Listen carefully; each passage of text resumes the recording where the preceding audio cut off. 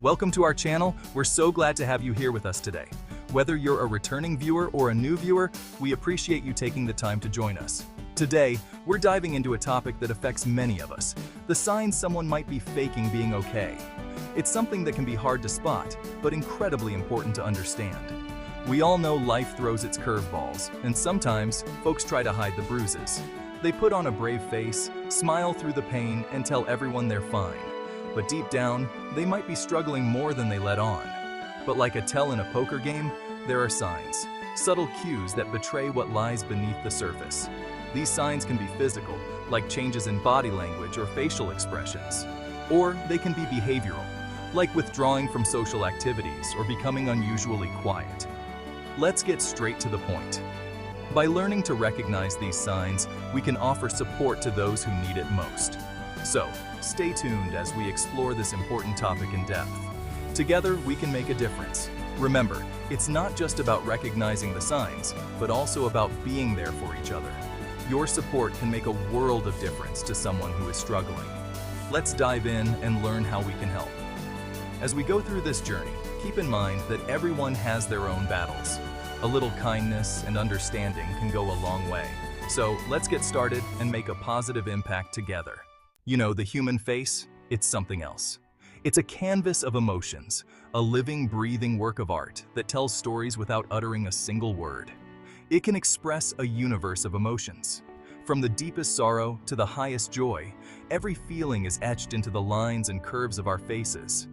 But sometimes, those smiles, they don't quite reach the eyes. They are like echoes of happiness, hollow and distant.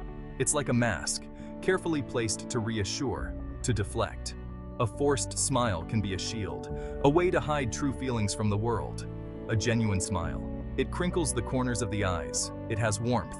It lights up the face and brings a sparkle to the eyes, a true reflection of inner joy. A forced smile? It's just there, a painted emotion. It lacks the depth and sincerity of a real smile, often betraying the true feelings hidden beneath the surface. In social settings, we often wear these masks, these forced smiles, to fit in, to avoid questions, to keep up appearances. But behind every forced smile, there's a story, a reason, a hidden truth. And sometimes, just sometimes, a forced smile can turn into a real one when the barriers come down and true emotions are allowed to shine through. We humans, we're social creatures. We thrive on connection, on sharing our stories. But someone who's hurting, who's putting on a brave face, they might shy away from those deep conversations. They dance around personal questions, keep it light, keep it surface level. It's their way of protecting themselves, of keeping their true feelings under wraps. Now, don't get me wrong, positivity is a powerful thing, but sometimes that relentless cheerfulness, that I'm fine, everything's great attitude, it can be a smokescreen. It's like they're trying to convince themselves as much as they're trying to convince you. Look closer. You might see the cracks in the facade, the moments when the mask slips. We all have our routines, the familiar rhythms of our lives. These routines give us a sense of stability and predictability.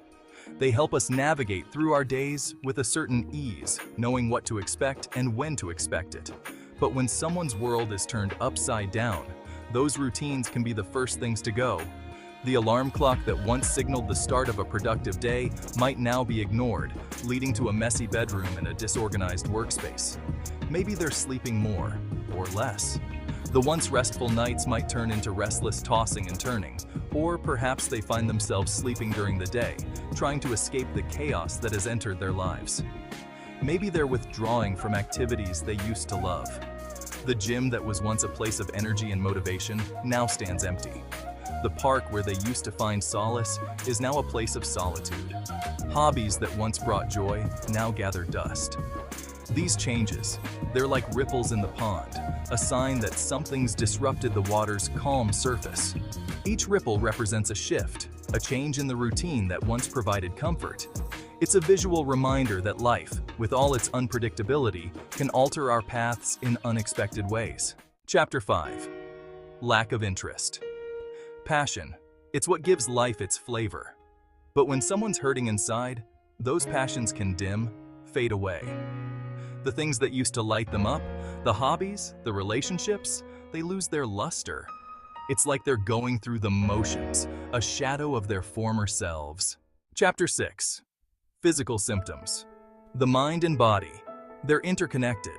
When we bottle up our emotions, when we pretend everything's okay when it's not, our bodies, they can start to talk. Headaches, fatigue, digestive issues.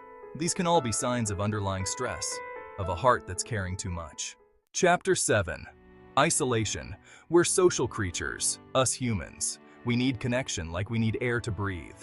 But someone who's hurting, who's afraid to let their guard down, they might start to withdraw. They pull away from friends and family, retreat into themselves.